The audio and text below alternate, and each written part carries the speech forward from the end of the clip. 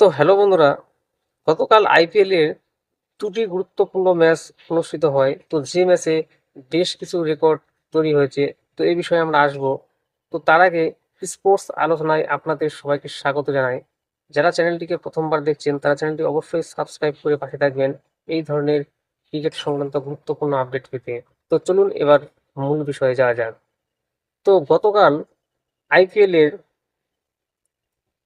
এই প্রথম ম্যাচে দিল্লি ক্যাপিটালস ভার্সেস পাঞ্জাব কিংসের মধ্যে খেলা অনুষ্ঠিত হয় দিল্লির অরুণ জেটলি স্টেডিয়ামে।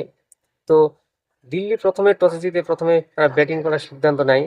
তো দিল্লির ওপেনার রাহুল তিনি 152 রানের একটি দুর্ধর্ষ ইনিংস খেলেন, যার ইনিংসে 16টি 4 এবং 9টি 6 ছিল। তিনি 152 রান করেন মাত্র 67 বলে এবং তাকে যোগ্য সঙ্গত দেয় নীতিশ রানা। তিনি 91 রান করেন মাত্র 44 বলে। তো যদিও রাহুল তার ব্যক্তিগত 12 রানের মাথায় তিনি কিন্তু জীবনদান পান। তো শেষমেশ রাহুল জীবনদানটাকে কাজে লাগান। তো এদিকে পাঞ্জাব বোলারদের হয়ে সেরকম কেউ কিছু দাগ কাটতে পারেনি, কারণ ওই অর্শদীপ সিং এবং জেভিয়ার বাটলেট তারা একটি করে উইকেট নেন। তো এদিকে পাঞ্জাব কিংস 265 রানের লক্ষ্যমাত্রা নিয়ে তারা ব্যাটিং করতে আসে।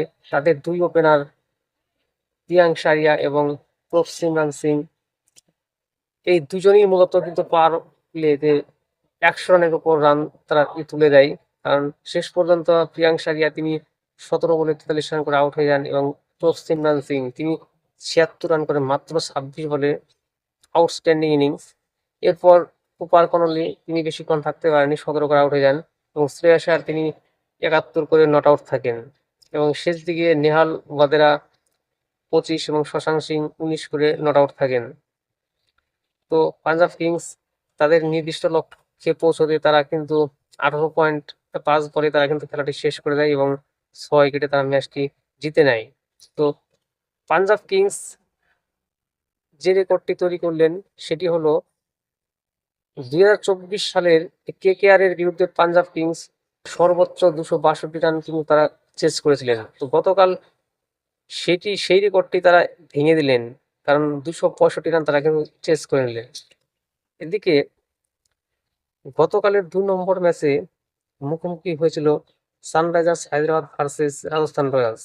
তো যে খেলায় সানরাইজার্স হায়দ্রাবাদ তারা কিন্তু 5 উইকেটে ম্যাচটি জিতে নেয়। তো রাজস্থান রয়্যালস তারা প্রথমে ব্যাটিং করতে এসে নির্ধারিত 20 ওভারে তারা 228 রান তোলে। তো রাজস্থানের হয়ে ভালো ব্যাটিং করেন বৈভব সূর্যবংশী, তিনি 37 বলে 103 রান করে তিনি কিন্তু আউট হয়ে যান এবং মূলত তার উপর নির্ভর করে রাজস্থান রয়্যালস 228 রান করতে পারে। এদিকে ধ্রুব জুরেল তিনিও কিন্তু একটি হাফ সেঞ্চুরি করেন, 51 রান করেন। কিন্তু সানরাইজার্স হায়দ্রাবাদের বোলারদের মধ্যে সফলতম বোলার ছিলেন কালকে পাট কামিন্স, তিনি 27 রানে একটি উইকেট নেন এবং নীতিশ কুমার রেড্ডি তিনিও একটি নেন।